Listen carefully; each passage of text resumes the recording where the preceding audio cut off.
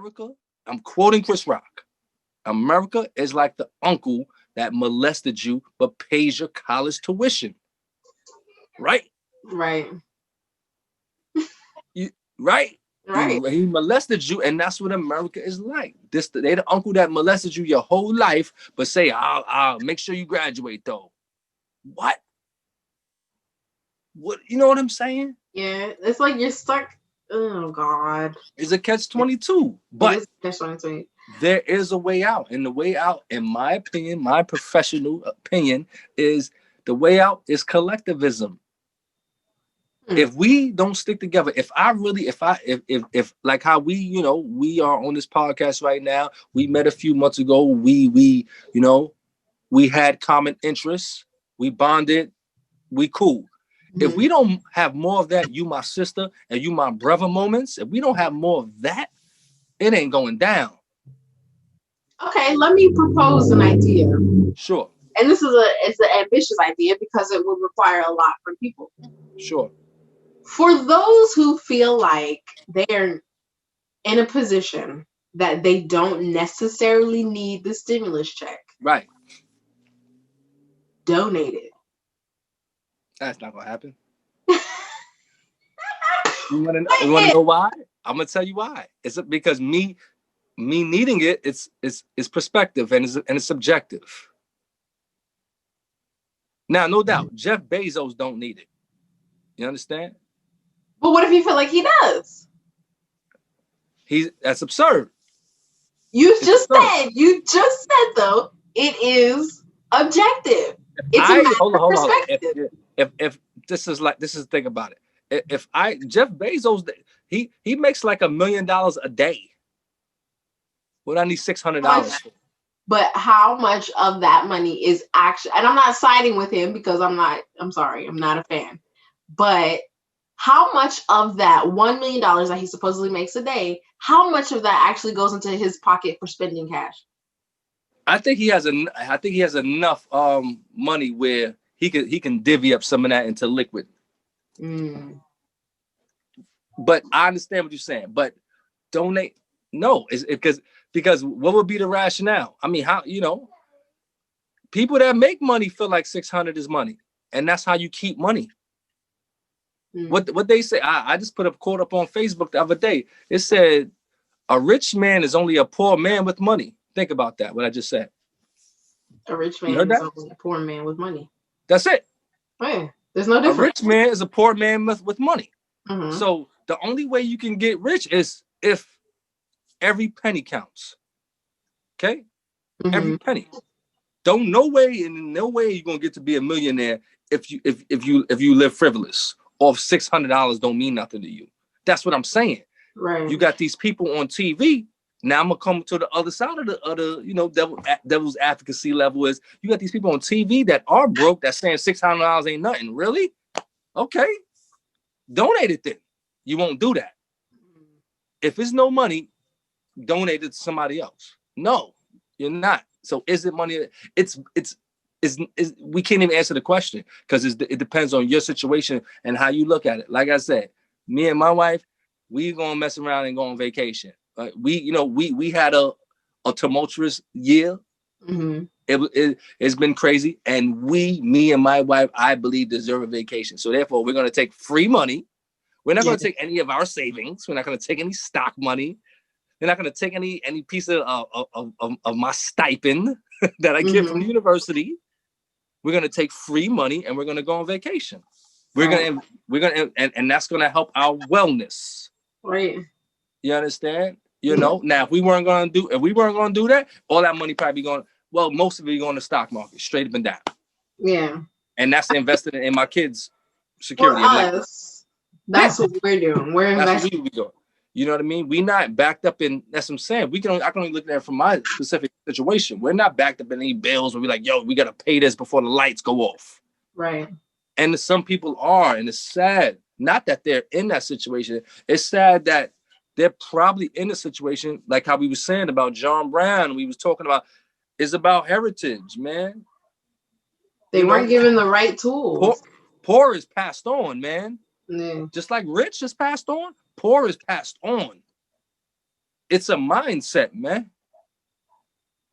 It's a mind, like how we talked about, like how I spoke about making the movie. I mean, it's a mindset. It's a, you know what I mean? Like I said, you know, me and my wife, we had different types of habits when it comes to economics. Let's say that.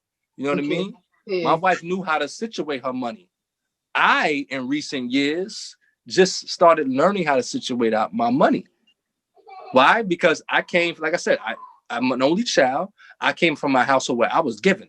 And then so I was given and throw it away, giving, throwing away, giving, throwing away. I can get it back, that type thing. But now you have a family, you got to change that mindset, which is hard. You can't just change your mindset overnight, something that you've been doing for 30 years. You're not going to change that overnight. So I had to start training myself and saying, okay, Quan, this go here, that go there, that go up there. You know what I'm saying? I had to change that whole, why? It came from the way I was raised. And I had to, see, that's what I'm saying. So I like what Rama was saying in the previous podcast, is like, you know what? We're going to stop it here and say, basically, you know, I took that nut of that shortcoming. So, but everything from here on is prosperous. Right. So that's what basically what I'm trying to do, me and my wife specifically are trying to do with our children. You know what I'm saying? Yeah. Like my children live in a house. Think about this. They don't know nothing about projects. They don't know nothing about not having food. They don't know nothing about not being able to get, you know what I mean? And it's mind-boggling, because when I was growing up, when I grew up in New York City, everybody that I knew that was either a native Black or a Spanish person lived in the projects. Right. Everybody that I knew, me. You know what I'm saying? Now, when I got a little older, I know this dude that his family, they're Haitian. His pops bought a house when he was 8 years old. Know what I mean? So when I heard that, I was mind boggled by it. Like, really? You lived in a house when you were 8? Wow. You understand? So he comes from a different perspective. Right. He don't know about living in a building where you got 10 apartments on one floor. You understand that? Yeah. You got an elevator that smell like piss. You got a hallway that smell like weed smoke. You understand? You got crackheads up and down the block. You got the liquor store on the corner. You understand? Word. This is this is a neighborhood where there's like 50 buildings. It's 10 apartments on each floor, 17 floors. You do the knowledge. How many people is that? A lot, right? 170. 17 floors, 10 apartments on each floor. That's 170 apartments. Right.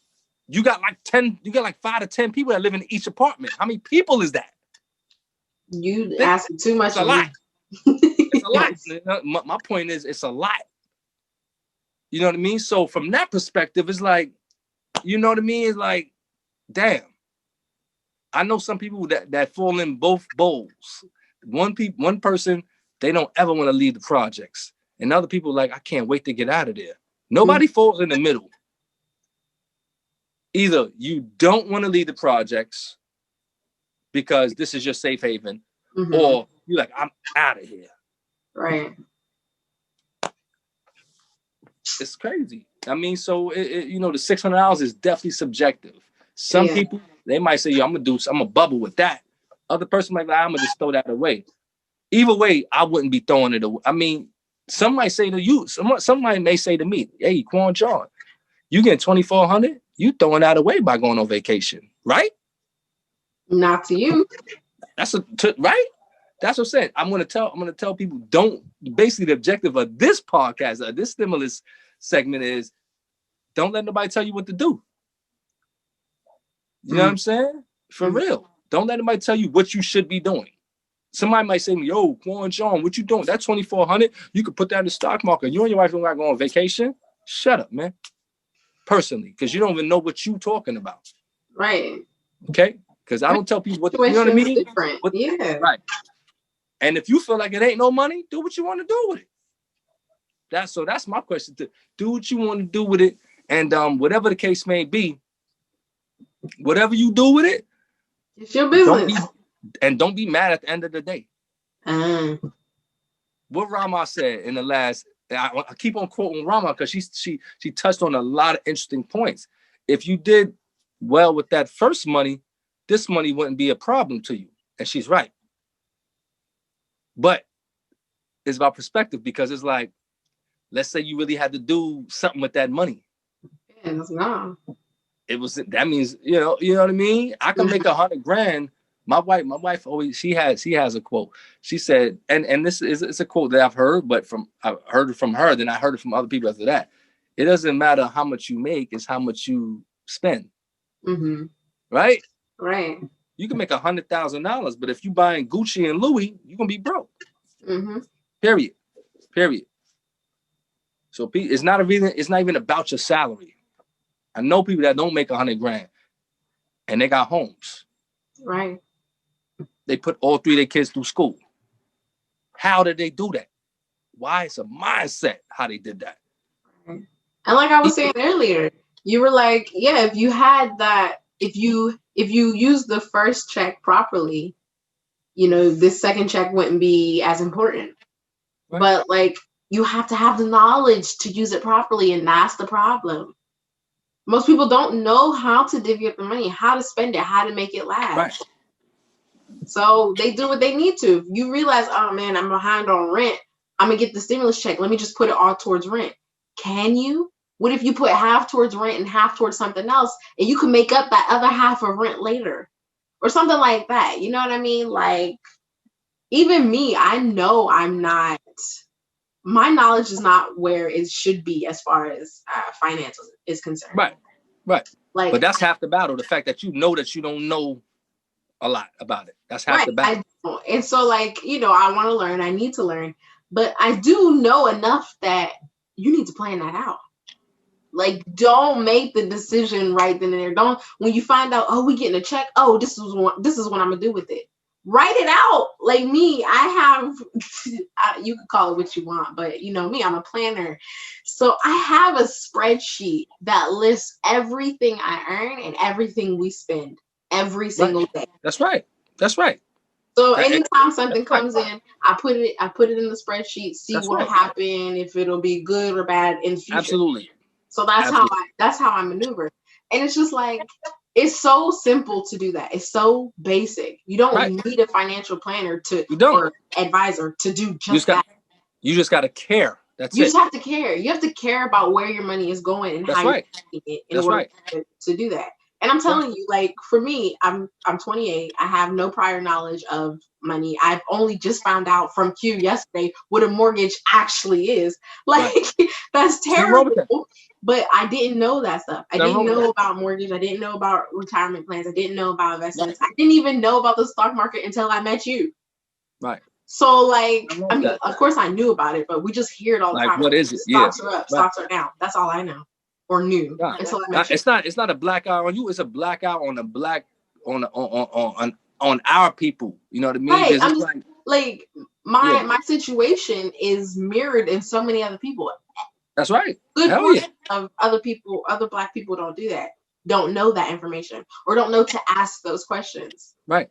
So it was just like, when you get the stimulus check, I mean, my advice, and I know it's crazy for me to have advice for someone who has such little knowledge, but if you have little knowledge like I do, then hopefully you can take what I'm about to say and just do something with it. But what I would do in a situation where I have this check and I need this check, map it out and come up with different scenarios and then try to figure out what the outcome will be. So like, say you put your 600 into rent. Okay, well, what'll happen later?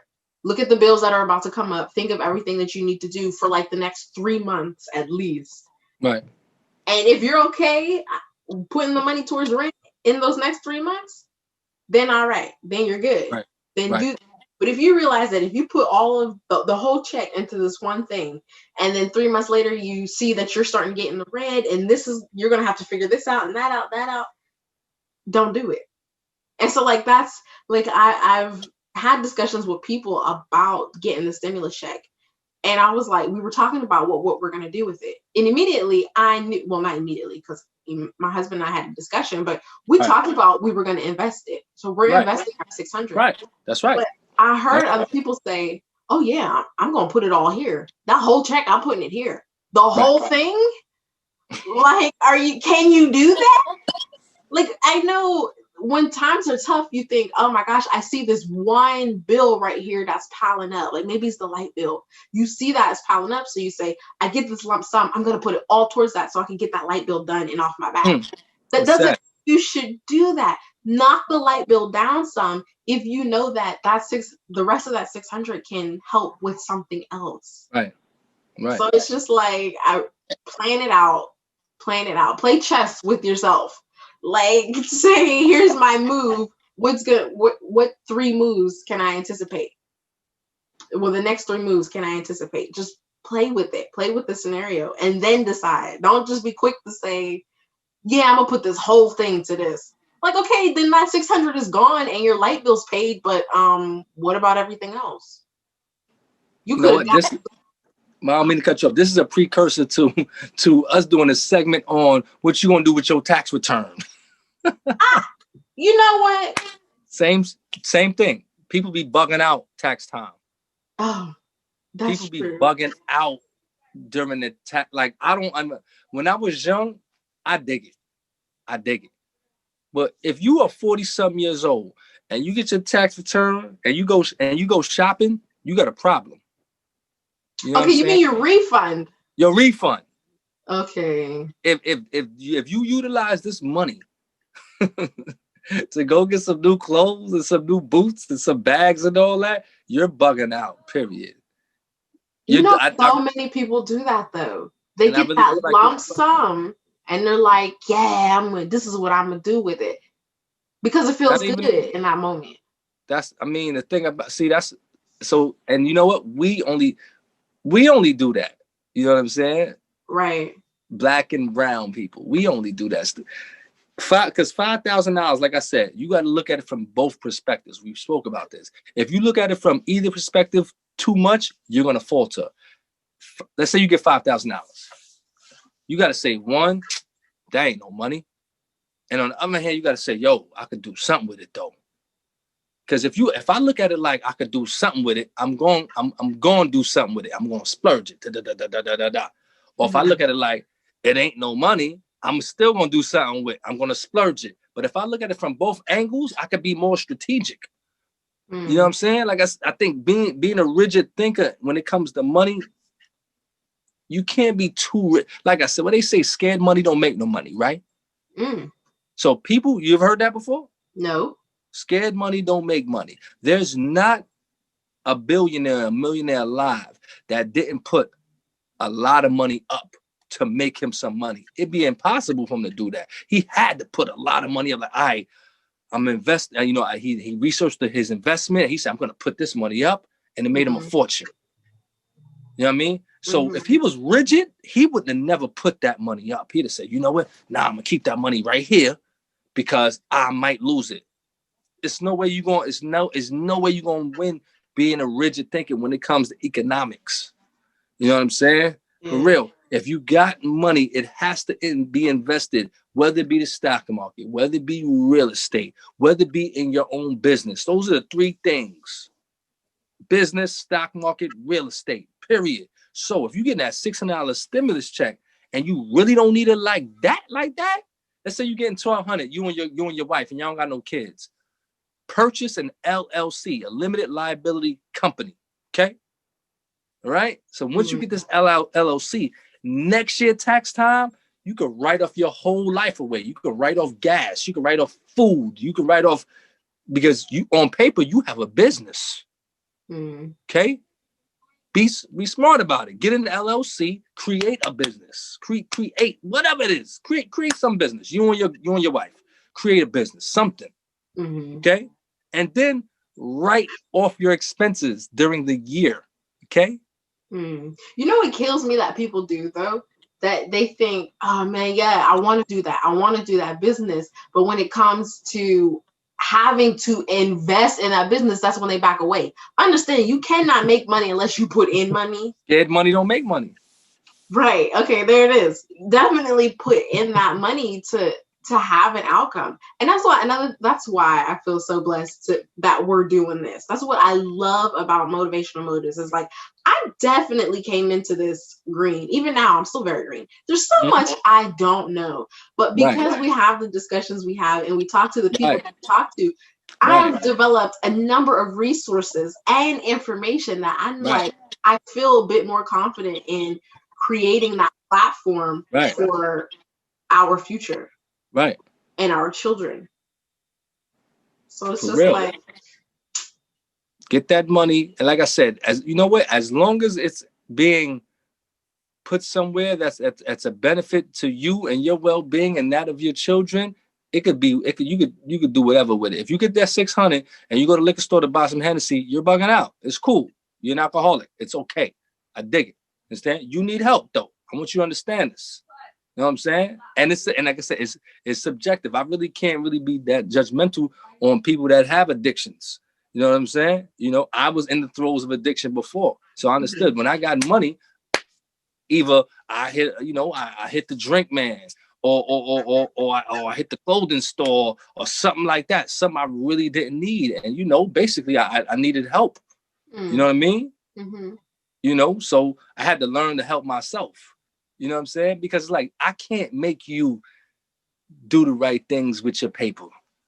I can't help you to do that. You know what I mean? But however, I can throw things out at you. And then you got to take it upon yourself to really say, yo, you know what? Damn, that one thing Q said was right. You know what I mean? Let me take a little bit of this paper. But you know what? It's about habit. You know what I mean? You got to get into the habit of being economic savvy. Everything is about habit. You got to get into the habit. In the beginning, it's going to feel funny. Like, damn, I really put $200 in the stock market now. But if you think realistically, that's still your money. Mm-hmm. You didn't throw it away. Right. As opposed to you buying them Jordans for $200, you threw that away. Mm-hmm.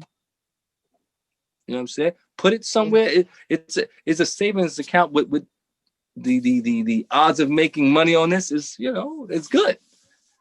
You know what I mean? For real. Yeah. All right. Straight up.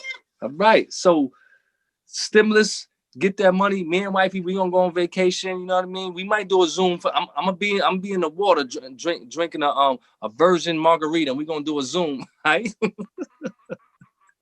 Okay. You funny. Hey, if you want to, you be scuba diving with your little Zoom. Okay, do your thing. Yeah, I'm gonna have the leopard speedo on and all that. But nah, you can stay home with all of that. Word, man. Subscribe, share, like. You know what I mean? From Quan John, Portia Mystique, Motivational Motives, baby. Bye. One.